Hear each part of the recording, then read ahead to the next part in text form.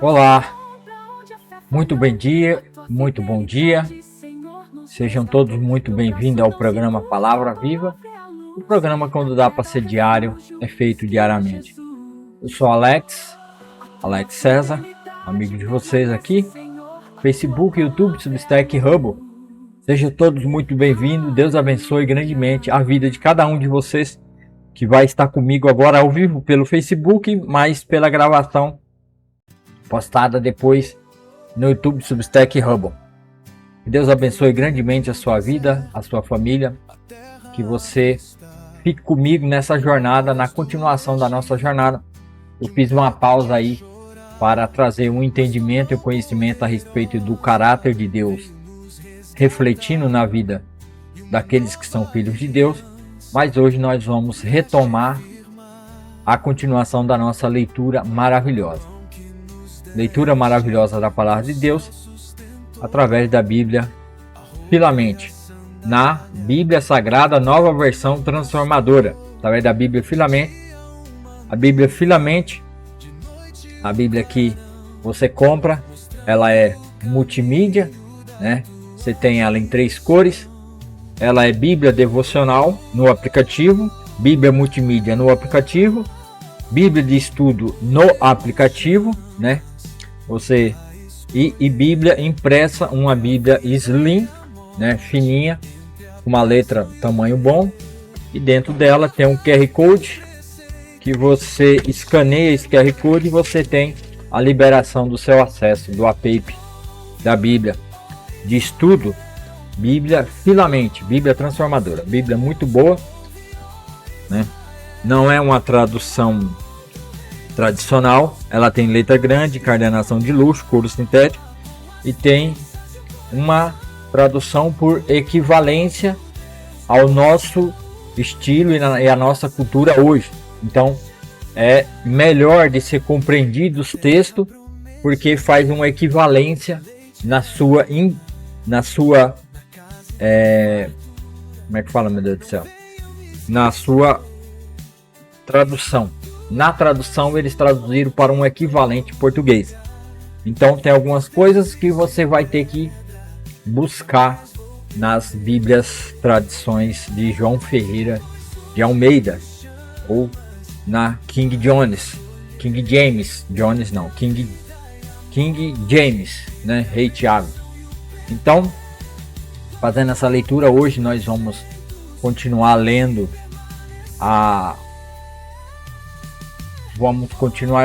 e vamos terminar o livro de 2 Reis. Então vamos ler hoje 2 Reis. Vamos terminar capítulo 22, 23 e 24. Nós vamos ler 4 capítulos de uma vez só. Então vamos para a nossa oração, para que não fique muito demorado a nossa leitura expositiva da Palavra de Deus. Vamos orar para a gente dar início à leitura. Então você que vai assistir comigo ao vivo, ou depois você vai assistir no transmitido, abaixe sua cabeça, vamos orar e pedir a bênção do Senhor nesse dia para essa transmissão aqui no programa Palavra Viva. Senhor, meu Deus e meu Pai, muito obrigado, Senhor, pelo Deus maravilhoso, pelo Deus grandioso que o Senhor é. Nos perdoa, Senhor, por nosso pecado, pelos nossos erros. Nos ajuda, Senhor, a fazer sempre a Tua boa e perfeita vontade. Ajuda-nos, Senhor, a estar vivendo de acordo com a Tua graça, de acordo com a Tua misericórdia, porque não há outro Deus tão maravilhoso como o Senhor, nosso Deus glorioso. Santo, santo e bendito é o Teu nome para todo sempre, porque não há outro nome como o Teu. Deus maravilhoso, glorioso, Criador de todas as coisas.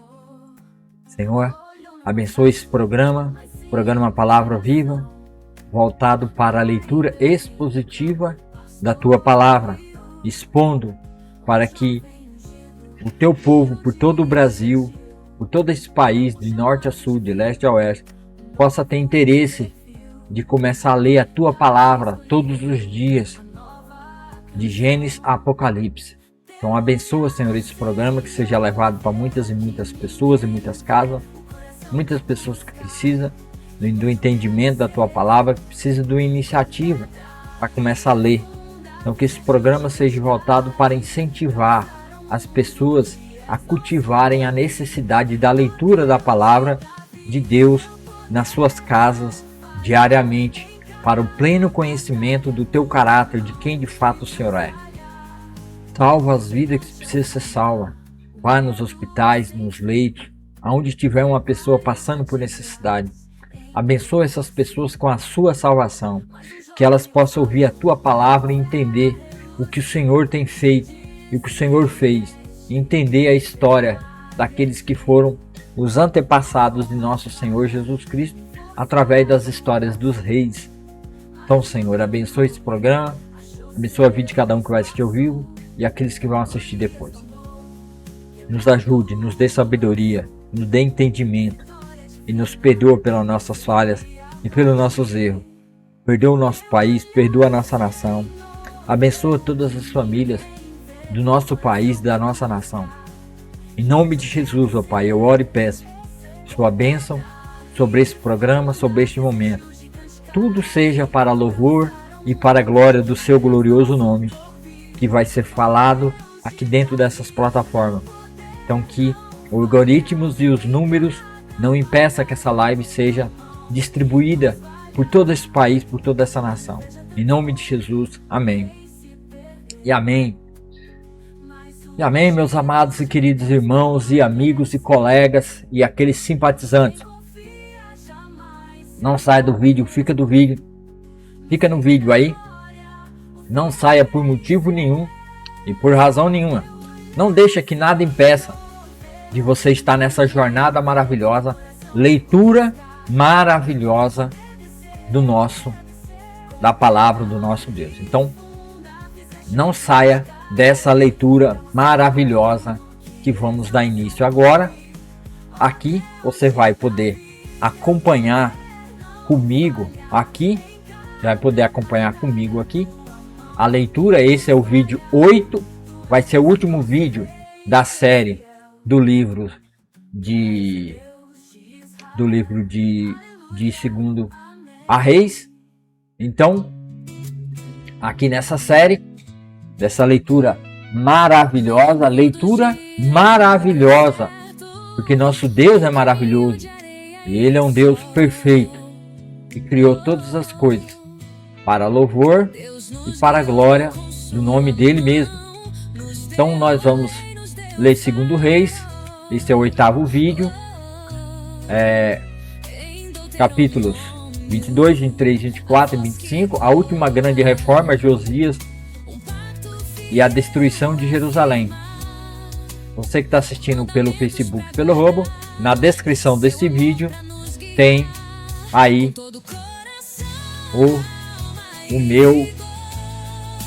tem um link do meu canal, que você vai lá e se inscreve no meu canal. Se inscrevendo no canal, você vai ter a oportunidade de estar sempre me acompanhando aqui, a leitura maravilhosa da palavra do nosso Deus. Se inscreva no canal, é importante que você se inscreva, dê o joinha, dê o like lá no canal. Então, vamos continuar na nossa leitura. Você acompanha aqui Josias, reina em Judá. Josias tinha apenas 8 anos, né? Era uma criança quando começou a reinar, e reinou por 31 anos em Jerusalém. Sua mãe se chamava Jedida e era filha de Adaías de Boscate.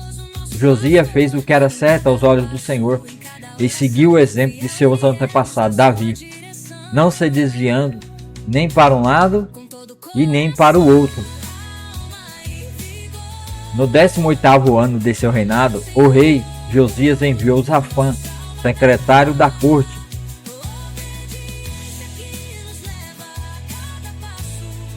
filho de Azalias, filho de Mesulão, ao templo do Senhor. Disse-lhe: vá ao sumo sacerdote Ilquias e peça-lhe que pese a prata que os guardas das portas recolheram do povo no templo do Senhor. Entregue a prata aos homens encarregados de supervisionar a reforma do templo. Eles a usarão para pagar os trabalhadores que farão preparos no templo do Senhor.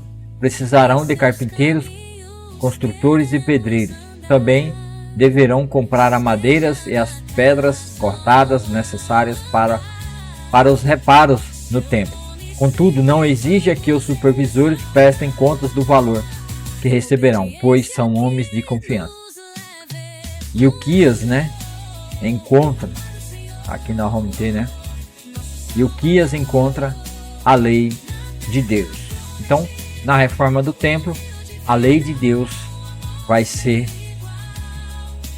encontrada, A lei do nosso Deus será encontrada. Então vamos ver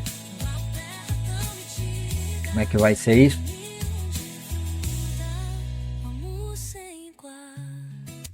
O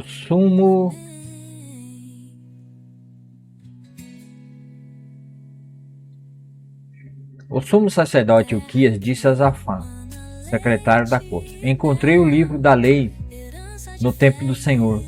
E Ilquias entregou o livro a Safã, que o leu. Safã voltou ao rei e relatou: seus oficiais entregaram a prata recolhida no templo do Senhor e os trabalhadores supervisores do templo. Safã também disse ao rei: o sacerdote Ilquias me entregou um livro. E Safã leu o livro para o rei. Quando o rei ouviu o que estava escrito no livro da lei, rasgou suas roupas. Em seguida deu essas ordens ao sacerdote Ilquias: a Aicã, filho de Safã, e a Aquibor, filho de Micaías, a Safã, o secretário da corte, e a Asa e a Asaías, conselheiro pessoal do rei. Vão consultar o Senhor por mim, pelo povo e por todo o Judá. Pergunte a respeito das palavras escritas nesse livro que foi encontrado. A grande ira do Senhor arde contra nós, pois nossos antepassados não obedeceram às palavras deste livro. Eles não fizeram tudo o que ele diz que devemos fazer. Então o sacerdote Ilquias, Aicã, Aquibor, Safã e Asaías foram ao bairro novo de Jerusalém consultar a profetisa Uda. Ela era esposa de Salum, filho de Tikvá, filho de Harás, responsável pelo guarda-roupa do templo. Ela lhe disse: o Senhor, o Deus de Israel, falou: volta e diga ao homem que os enviou, que assim diz o Senhor: trarei desgraça sobre essa cidade e sobre seus habitantes. Todas as palavras escritas no livro que o rei de Judá leu se cumprirão, pois meu povo me abandonou e queimou incensos a outros deuses, e estou grandemente irado contra eles por tudo que fizeram. Minha ira arderá contra este lugar e não será apagada. Mas vão ao rei de Judá, que os enviou para consultar o Senhor, e digam-lhe que assim diz o Senhor a respeito da mensagem que acabam de ouvir. Você se arrependeu e se humilhou diante do Senhor, quando ouviu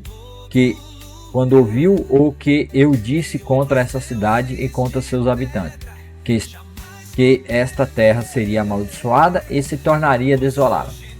Você rasgou as roupas e chorou diante de mim, e eu certamente ouvi, diz o Senhor. Portanto, só enviarei a calamidade anunciada depois que você tiver se reunido a seus antepassados e tiver sido sepultado em paz. Você não verá a desgraça que trarei sobre essa cidade. Então eles levaram a mensagem ao rei, as reformas religiosas de Josias. Josias mandou chamar todas as autoridades de Judá e de Jerusalém. Então o rei subiu ao templo do Senhor com os sacerdotes e os profetas, com todo o povo de Judá e de Jerusalém, dos mais simples até os mais importantes. Leu para eles todo o livro da aliança encontrado no templo do Senhor. O rei ficou em pé no lugar de honra, junto às colunas, e renovou a aliança na presença do Senhor. Comprometeu-se a obedecer ao Senhor e a cumprir seus mandamentos, preceitos e decretos de todo o coração e de toda a alma. Confirmou desse modo os termos da aliança escrita no livro, e todo o povo se comprometeu com a aliança. Em seguida, o rei deu ordem ao sumo sacerdote Ilquias, aos sacerdotes auxiliares e aos guardas das portas do templo, para que removessem do templo do Senhor todos os utensílios usados para o culto a Baal, a Zera e a todos os astros do céu. Mandou queimar tudo fora de Jerusalém, nos terraços do vale de Cedron, nos terraços do vale de Cedron, e levou as cinzas para Betel. Eliminou os sacerdotes idólatras nomeados por seus anteriores de Judá, pois havia oferecido sacrifício nos santuários idólatras em todo o território de Judá e nos arredores de Jerusalém. Também havia oferecido sacrifício a Baal, ao sol, à lua, às constelações ou às estrelas e a todos os astros do céu. Removeu do templo do Senhor o poste de Azera e o levou para fora de Jerusalém, para o vale de Cedron, onde o queimou. Depois moeu a cinza do poste, as cinzas do poste e lançou o pó sobre os túmulos do povo. Também demoliu os alojamentos dos prostitutos e das prostitutas cultuais dentro do templo do Senhor, onde as mulheres teciam enfeites para os postes de Azera. Josias trouxe para Jerusalém todos os sacerdotes que moravam em outras cidades de Judá. Profanou o santuário dos idólatras, onde havia queimado incenso, desde Geba até Berseba. Destruiu os santuários na entrada da porta de Josué, governador de Jerusalém, à esquerda de quem entra pela porta da cidade. Os sacerdotes que haviam servido nos santuários idólatras não tinham permissão de servir no altar do Senhor em Jerusalém, mas podiam comer dos pães sem fermento junto com os outros sacerdotes. O rei profanou o altar de Tofete, no vale de Rimon, a fim de que ninguém mais pudesse usá-lo para sacrificar no fogo um filho ou uma filha como oferta a Maloque, ou Moleque, Removeu da entrada do templo do Senhor as estátuas de cavalos que os reis anteriores de Judá haviam dedicado ao sol. Ficavam perto do alojamento do eunuco Natan Meleque, oficial do templo. O rei também queimou os carros de guerra consagrados ao sol.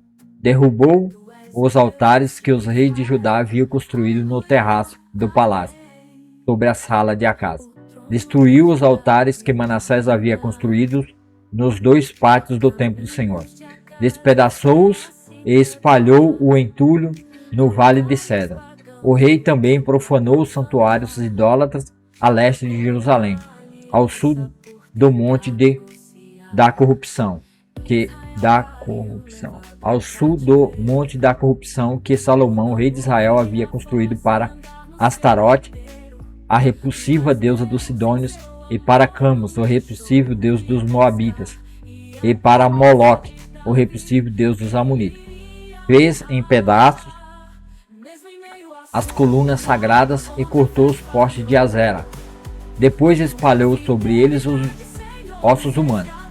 O rei também demoliu o altar em Betel, o santuário idólatra que Jeroboão, filho de Nebate, havia construído quando levou Israel a pecar. Queimou o santuário e o reduziu a pó e queimou o poste de Azera. Então Josias olhou ao seu redor e viu várias sepulturas na encosta do monte. Mandou retirar os ossos das sepulturas e os queimou no altar de Betel para profaná-lo. Tudo isso aconteceu exatamente como o Senhor havia anunciado por meio do homem de Deus, quando Jeroboão estava junto ao altar durante a festa. Deixa eu só ver um negócio aqui, pessoal.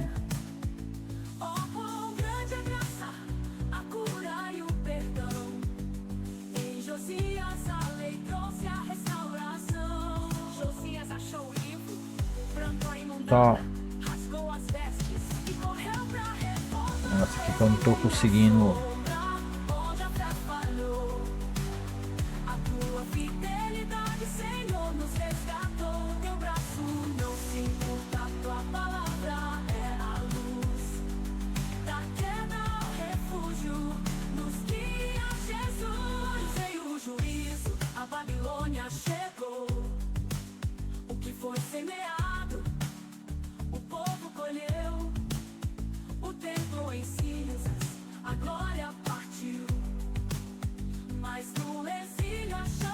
Só ver que o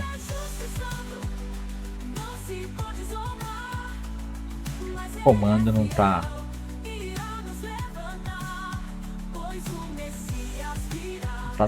aceitando passar.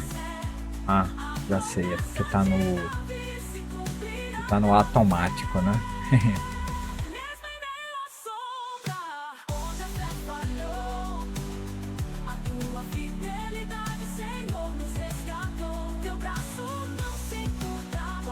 Agora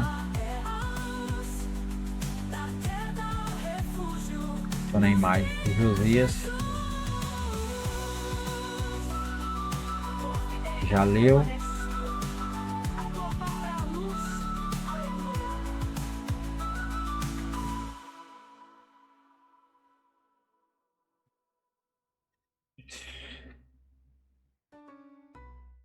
Josias fazendo a reforma. Destruiu tudo. Tá vendo? Ah.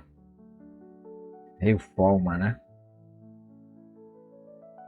Tá certo. Vamos continuar por aqui. Depois Josias voltou e viu o túmulo dos homens de Deus que havia predito essas coisas. Que monumento é aquele ali? O rei perguntou. E o povo da cidade disse: é o túmulo do homem de Deus que veio de Judá e anunciou exatamente o que o Senhor acaba de fazer ao altar de Betel. Josias respondeu: deixa-no em paz, não mexam nos seus ossos. Assim não queimaram seus ossos, nem os ossos do profeta de Samaria. Então Josias demoliu todos os santuários idólatras nas cidades de Samaria, como havia feito em Betel. Tinham sido construídos pelos reis de Israel e haviam provocado a ira do Senhor. Matou os sacerdotes dos santuários idólatras em seus próprios altares e queimou ossos humanos sobre os altares para profaná-los. Por fim, voltou para Jerusalém. O rei Josias deu a seguinte ordem a todo o povo: celebrem a Páscoa do Senhor, seu Deus, como requer este livro. Esse é o próximo vídeo. Não. Próxima imagem aí atrás. Acho que é anterior.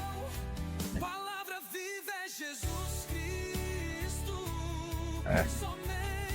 O rei Josias deu a seguinte ordem a todo o povo: celebre a Páscoa do Senhor, seu Deus, como requer este livro da aliança. Pentateuco, né? Ou a Bíblia, o Antigo Testamento. A Páscoa não havia sido celebrada dessa forma, desde o tempo em que os juízes governavam Israel, nem nos dias dos reis de Israel e de Judá. Mas no 18º ano do reinado de Josias, a Páscoa foi celebrada ao Senhor em Jerusalém. Josias, estou aqui, né? Josias também exterminou os médiuns e os praticantes de ocultismo, os ídolos do lar, os ídolos em geral e toda espécie de prática repulsiva, tanto em Jerusalém como em todo o território de Judá. Fez isso em obediência às leis escritas no livro. As leis, né? As leis escritas no livro. O sacerdote Uquias havia encontrado no templo, que o livro que o sacerdote Uquias tinha encontrado no templo do Senhor. Nunca antes houve um rei como Josias, que se voltasse para o Senhor de todo o coração, de toda a alma e de todas as forças, e obedecesse a toda a lei de Moisés. Lei de Moisés. E nunca mais houve um rei como ele. Ainda assim, o Senhor continuou grandemente irado contra Judá, por causa de todas as coisas que Manassés, rei mau e perverso, havia feito para provocá-lo. Pois o Senhor disse também: expulsarei toda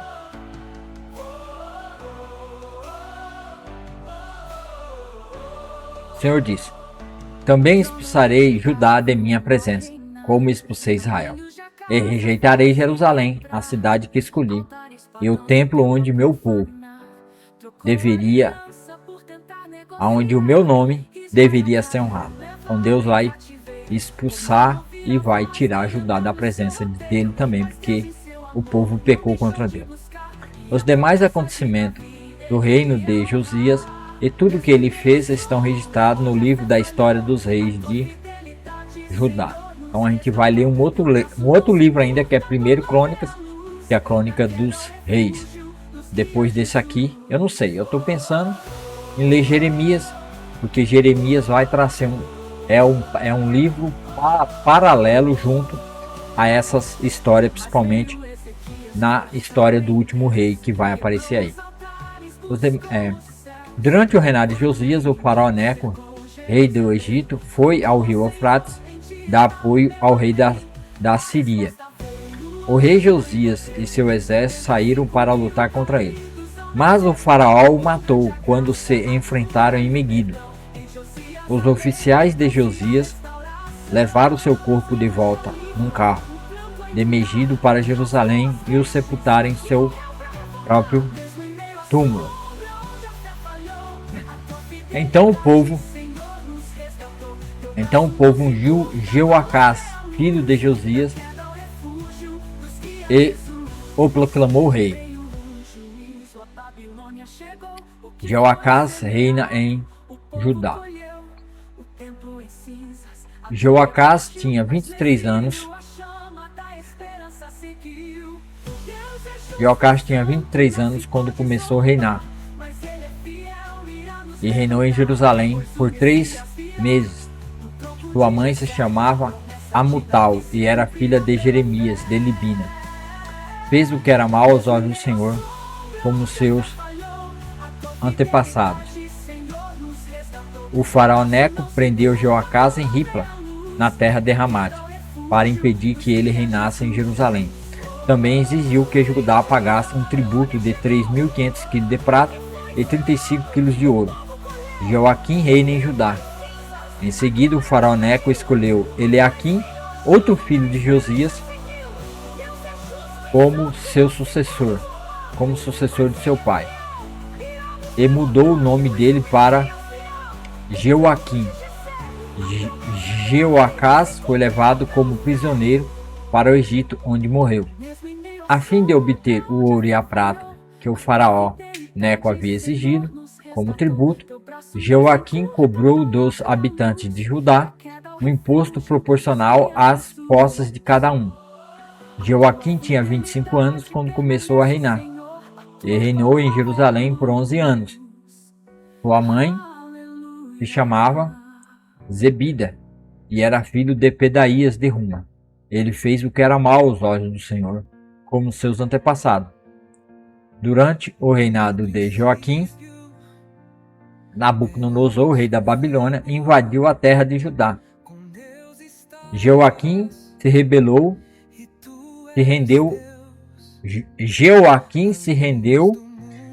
ele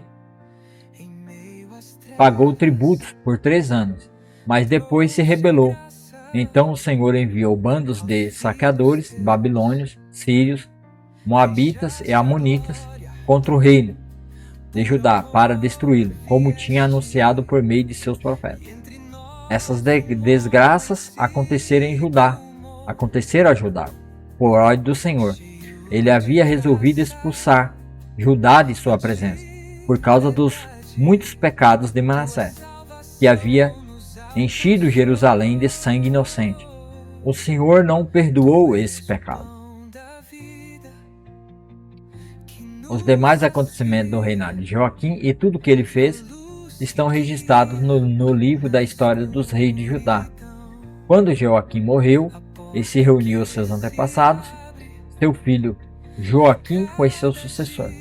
Depois disso, o rei do Egito não se atreveu a sair de suas fronteiras, pois o rei da Babilônia conquistou toda a região que antes havia pertencido ao Egito, desde o ribeiro do Egito até o Eufrates.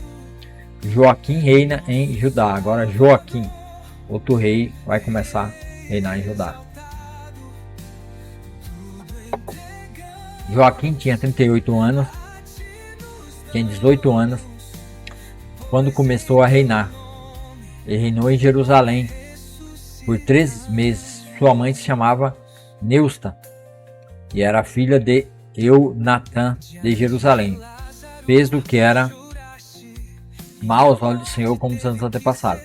Durante o reinado de Joaquim, os oficiais de Nabucodonosor, rei da Babilônia, subiu contra Jerusalém e a cercaram.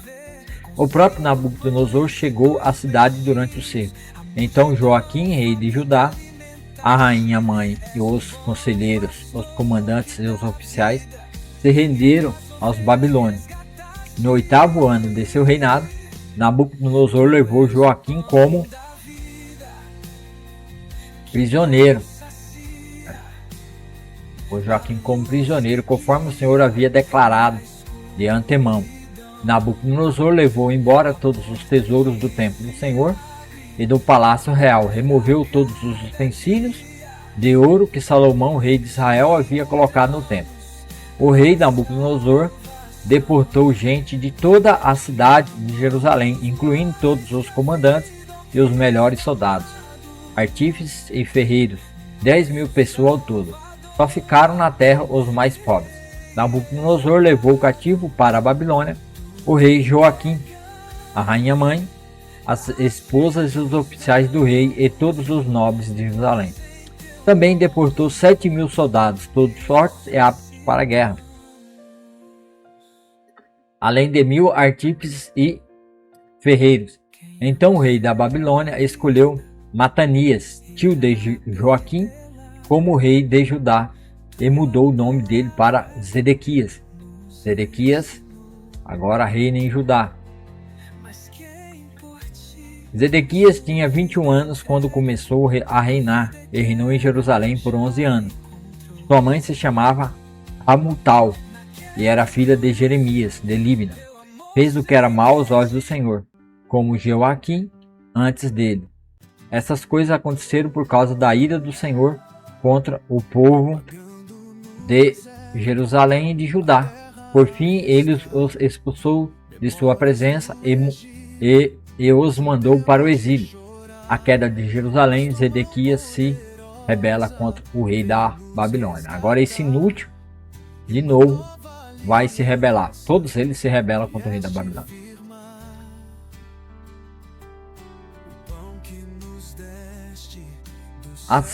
Assim, em 15 de janeiro, durante o 9º ano do reinado de Zedequias, Nabucodonosor, rei da Babilônia, e todo seu exército cercaram Jerusalém e construíram rampas de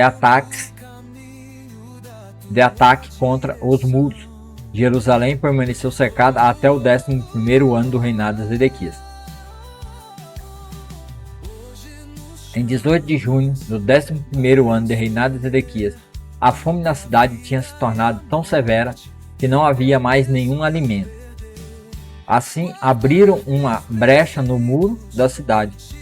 Como a cidade estava cercada pelos babilônios, os soldados esperaram até anoitecer e fugiram pelo portão entre os dois muros atrás do jardim do rei. Então seguiram em direção ao vale do Jordão.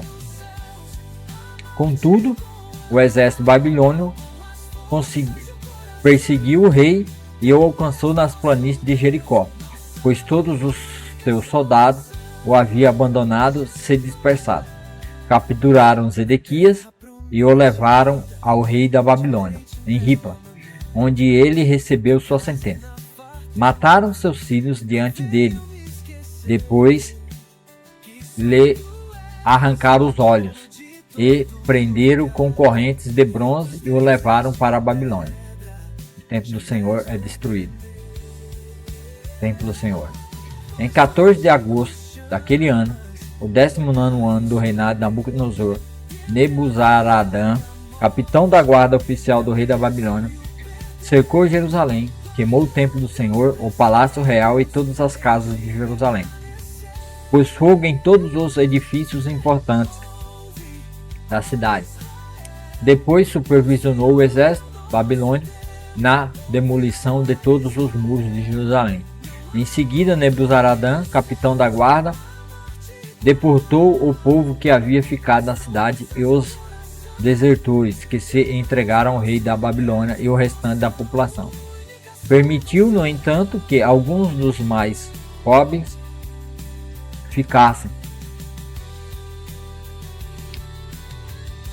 para cuidar das videiras e dos campos.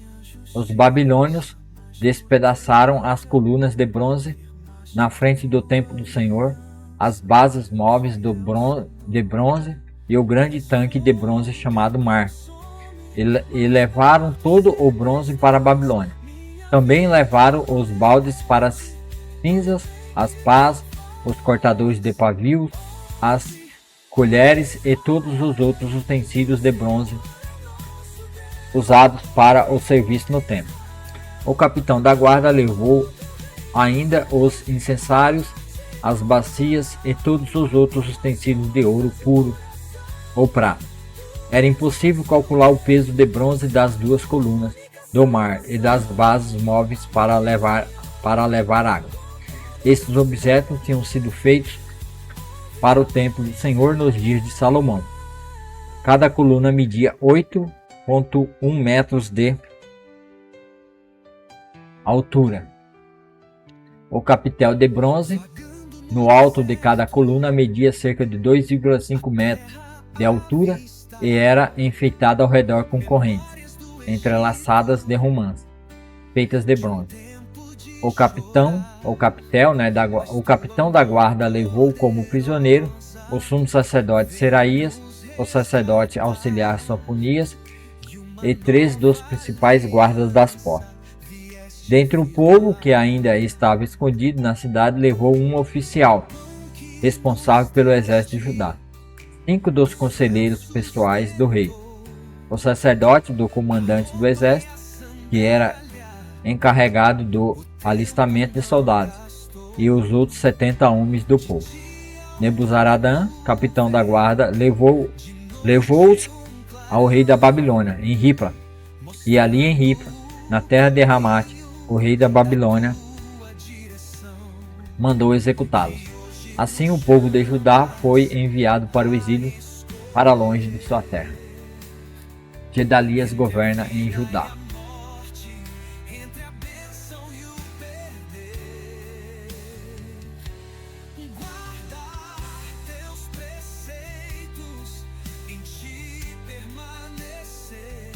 Nabucodonosor,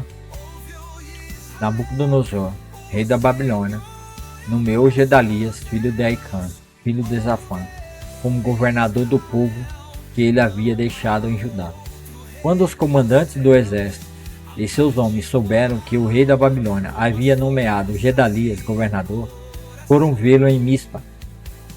Entre eles estavam Ismael, filho de Netanias, Joana, filho de Careá, Seraías, filho de Netofatita, Tanumete, Jezanias, filho de Macatita, e todos os seus homens. Gedalias jurou a eles que os oficiais babilônicos não tinham intenção de lhes fazer nenhum mal. Não tenham medo deles, disse.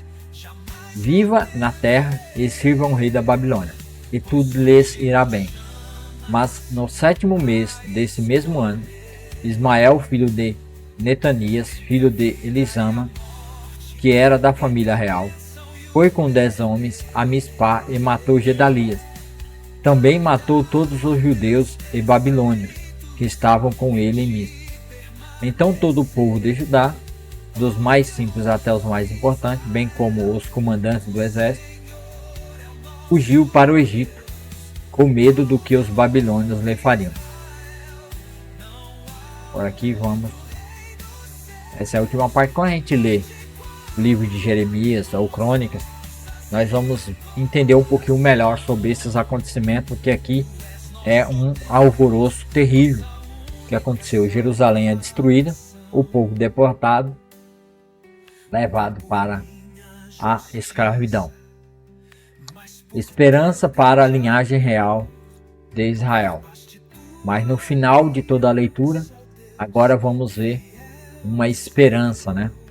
No 37º ano do exílio de Joaquim, rei de Judá, Evil-Merodach começou a reinar na Babilônia. Foi bondoso com Joaquim e o libertou da prisão em 2 de abril naquele ano. Falou com ele gentilmente e o colocou no lugar mais elevado do que os outros reis exilados na Babilônia. Providenciou roupas novas para Joaquim no lugar das roupas de prisioneiro e permitiu que ele comesse na presença do rei enquanto vivesse. Assim o rei lhe deu uma provisão diária de alimento pelo resto de sua vida. Aí assim encerra essa leitura expositiva no 2º livro das histórias dos reis de Israel. Bíblia Mundo Cristão, nova versão transformadora, São Paulo, editora Mundo Cristão 2011, página 32, exportado do aplicativo Bíblia Logos. Então assim nós encerramos essa leitura.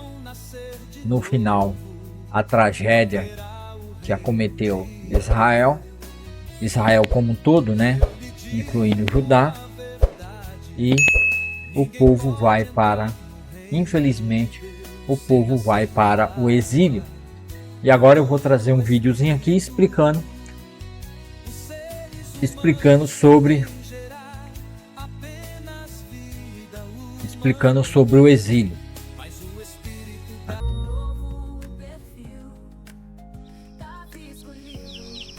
Estar em casa é muito bom. Tudo parece estar no lugar certo. Estamos cercados por pessoas que amamos e confiamos. Dá uma sensação de estabilidade e segurança. Algumas pessoas podem viver esse tipo de lar, mas muitas não. Algumas são até forçadas a deixar suas casas e morar em uma terra estrangeira. Chamamos isso de ir pro exílio. Sim, no exílio tudo fica desorientado. Você está no desconhecido. E na história da Bíblia, é aí que os antigos israelitas foram parar.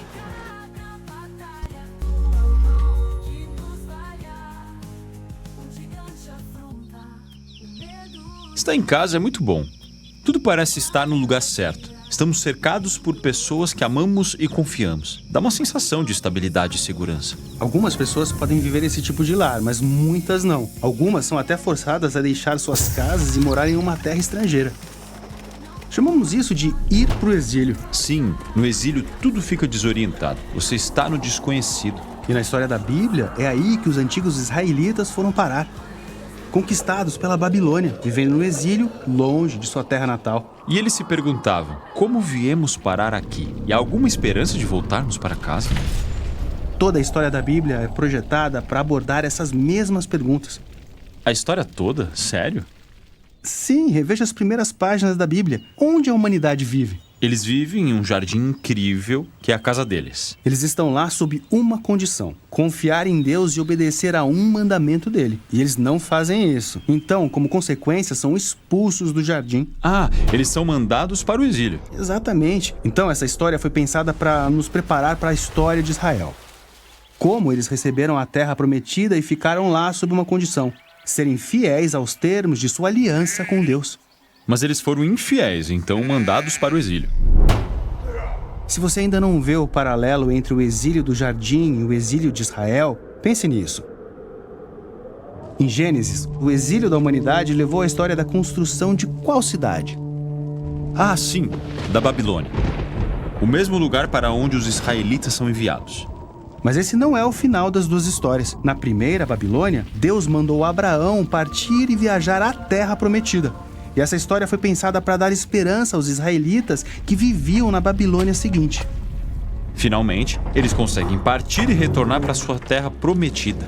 E quando retornam, não era um lar docilar. Impérios opressores ainda os governavam e o povo agia da mesma forma corrupta que os seus antepassados. Então, os profetas bíblicos disseram que o exílio ainda não tinha acabado. Mas por que pensavam assim se estavam em casa? Sim, isso é muito importante. Nas escrituras hebraicas, o exílio babilônico de Israel se tornou uma imagem de algo mais universal. É aquela sensação de alienação e desejo por algo mais, não importa onde você viva. Sim, posso me identificar com isso. Tenho uma casa ótima, mas um mundo marcado por sofrimento, relacionamentos corrompidos, morte, tragédia causada por outros e também por mim. Então, na Bíblia, o exílio é a condição humana. Todos repetimos esse padrão de corrupção que leva a uma Babilônia da qual não podemos escapar. E não importa onde você more, todos desejamos um lar melhor. As escrituras de Israel mantinham a esperança de que um dia Deus enviaria um rei que resgataria o mundo de todas as Babilônias que criamos. Depois de várias gerações, vemos esse israelita chamado Jesus de Nazaré. Ele viajava sem ter uma casa, anunciando a grande restauração, aquela realidade de um lar que Israel e toda a humanidade buscava. Sim, Jesus realmente se preocupava com as pessoas que não tinham lar. Ele acolhia desconhecidos. Ele disse que o amor de Deus é revelado quando você acolhe excluídos e dá uma festa para quem não tem um lugar para pertencer. Jesus também afirmou que Israel e a humanidade tinham se perdido, que o nosso egoísmo nos leva a criar lares falsos baseados em status e poder, o que inevitavelmente exclui outros. Vivemos em um exílio criado por nós mesmos. Mas Jesus disse que o verdadeiro caminho para casa envolve fraqueza, serviço e perdão. Então, Jesus foi para o exílio com a gente para mostrar o verdadeiro caminho para casa. Que é? Jesus disse que Ele é o caminho. Sua vida e o amor incondicional se provaram mais fortes que o fracasso da humanidade. Ele abriu um caminho para o nosso verdadeiro lar. E quando os seguidores de Jesus se comprometiam com Ele, descobriam essa nova forma de ser humano. Eles acreditavam que o verdadeiro retorno do exílio tinha começado. Então eles se chamavam de peregrinos ou viajantes. É mesmo. Eles diziam coisas como: o mundo não é nosso lar e somos cidadãos do céu. Então eles permanecem exilados enquanto esperam pelo dia em que Ele retornará para transformar o mundo em um verdadeiro lar.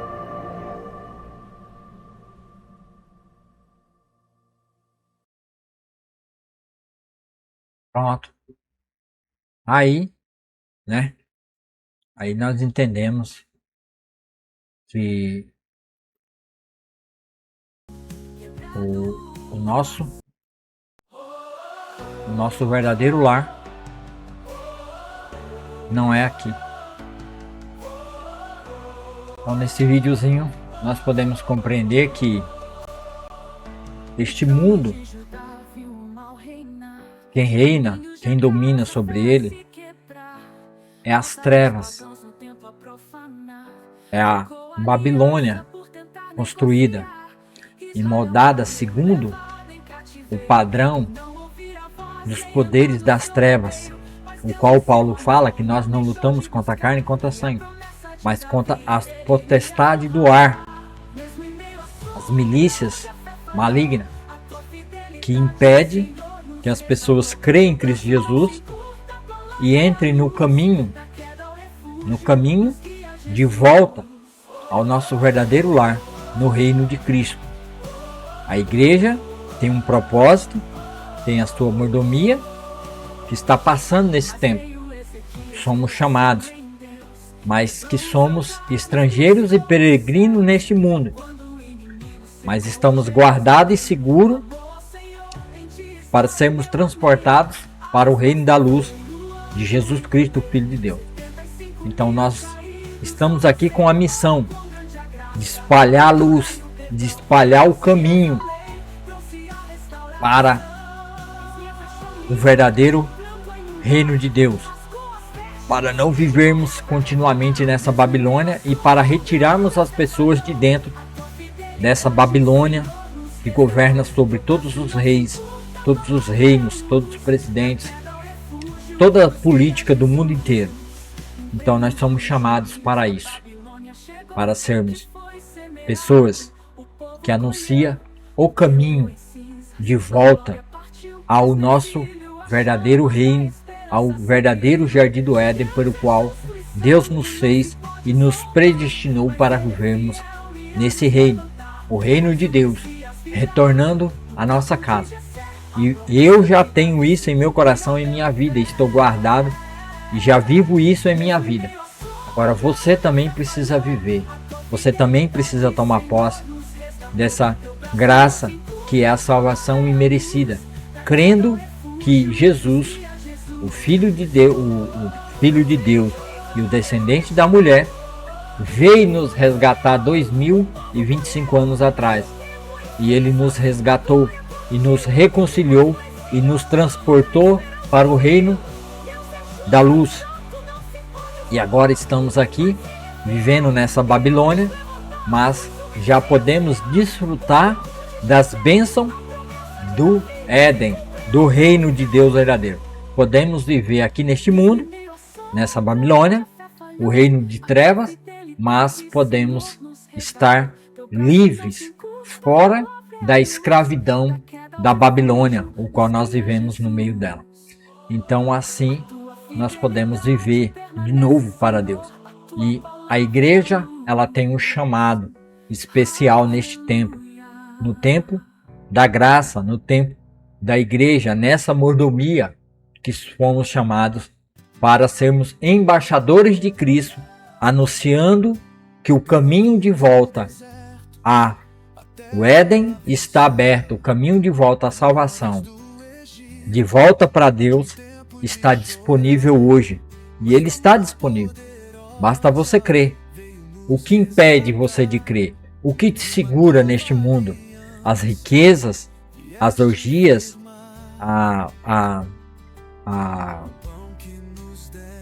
como é que fala? A ostentação, os benefícios que a Babilônia te dá para te manter preso, acorrentado na escravidão do pecado, e você no final não irá voltar para o Éden. No final você será mandado, assim como todos os inimigos de Deus, como todos os inimigos de Israel, também foram levados cativos, foram conquistados por outros reis, se tornaram escravos, foram deportados das suas próprias terras, assim como Israel, que foi deportado da sua terra por ter se ajuntado à grande Babilônia. Então, como eles passaram a viver como babilônios na sua própria terra, então Deus pegou eles, tirou eles da presença de Deus, da terra prometida, e os levou e os transportou para o verdadeiro reino, o qual eles adoravam, seguiam e viviam o mesmo padrão de vida. Então Deus tirou eles da terra do Senhor, da terra da herança do herdeiro, que é Jesus Cristo, o herdeiro de todas aquelas terras, de todo Israel. Jesus é o herdeiro legítimo, porque ele é o filho de Davi. O cego de Bartimeu, gritou: Filho de Davi, tenha compaixão de mim. Então Jesus, o herdeiro daquelas verdadeiras terras, tirou eles, lançou eles fora da sua presença e os levou para o reino o qual eles seguiam, amavam e viviam, que era quem? Babilônia. Então, assim, depois de passar o reino da Babilônia, Medo-Persa, do governo grego-macedônio e depois os romanos, assim, o mundo inteiro se tornou uma grande Babilônia e nós estamos vivendo no meio dessa Babilônia.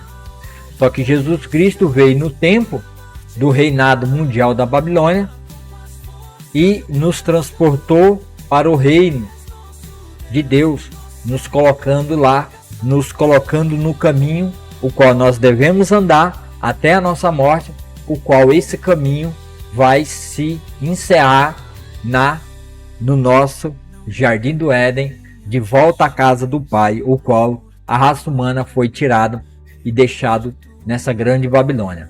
Assim, o caminho está aberto, o ano aceitável do Senhor, o ano do perdão, o tempo do perdão, o dia do perdão está aqui disponível. Então basta você crer, confessar Jesus como seu único e suficiente Salvador e você será iluminado, você será perdoado, será agraciado com a salvação e será transportado do calabouço, das trevas, da escravidão e será tirado de dentro dessa prisão e será colocado em liberdade no caminho da salvação eterna. Basta você crer e confiar que Jesus Cristo fez isso por você, confessar com a sua boca que Jesus morreu e ressuscitou para que você tivesse vida e uma vida em abundância. Então, creia nisso e confesse Jesus que você é salvo para sempre. Vamos orar e vou encerrar aqui essa leitura maravilhosa da palavra do nosso Deus. Obrigado, Senhor Deus, por esse momento. Obrigado a Deus pelo teu amor, pela tua graça, pela tua bondade, pela tua fidelidade. Obrigado que o Senhor mostra que aqueles que estão presos, aqueles que estão vivendo uma vida cheia de idolatria, feitiçaria e tudo que não presta, estão vivendo na Babilônia. Mas o Senhor está disponível para dar vida e vida em abundância. Coloca isso na mente de cada pessoa. Cada pessoa que confessar a Ti como seu único e suficiente Salvador, que a salvação passe a operar nessas vidas. Senhor, entra nesses corações. Mostre a eles, pelo Seu Santo Espírito, que eles precisam ser libertados das algemas, das amarras, das idolatrias, das feitiçarias, de tudo que não presta. Ajude, Senhor, essas pessoas a serem salvas. Derrama do Teu Espírito e da Tua graça sobre a vida dessas pessoas. Não deixem, Senhor, que essas pessoas fiquem sem salvação. Salva essas pessoas para louvor e glória do Teu nome, ó Deus. Para que Seu nome seja afamado sobre essa terra e glorificado.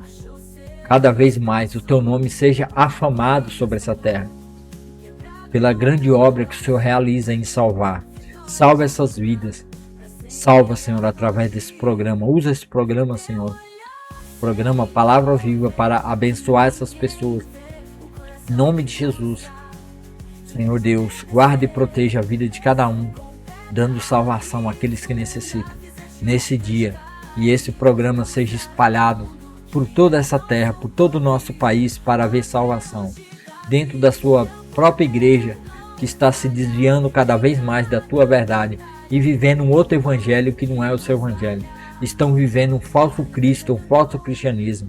Em nome de Jesus, ó Pai amado, abre os olhos daqueles que estão cegos. Como o Senhor abriu os olhos de Bartimeu para que ele visse, para que ele visse, olhasse diretamente para a tua face e contemplassem o poder de Deus, contemplasse o próprio Deus. Porque mesmo sendo cego, Bartimeu já estava vivendo no teu reino, segundo a tua vontade.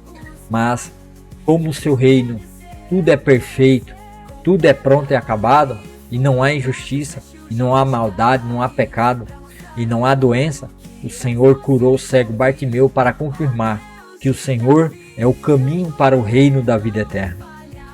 O Senhor é a salvação. Obrigado por isso, ó Deus. Abençoe a vida de cada um que assistiu ao vivo agora pelo Facebook e aqueles que vão assistir pelo Rumble e pelo Facebook, pelo YouTube e pelo Substack. Abençoe a vida dessas pessoas. Que cada um do Rumble seja abençoado, cada um do Substack seja abençoado, cada um do YouTube seja abençoado para louvor e glória do teu nome, ó Deus. Derrama da tua salvação sobre essa leitura dessa palavra maravilhosa, sobre a esperança que temos agora no seu Filho amado Jesus Cristo. Por isso eu oro e agradeço por tudo que o Senhor já tem nos feito. Em nome de Jesus, amém e amém. E você aí do Facebook, muito obrigado, Deus abençoe, que você tenha uma ótima semana.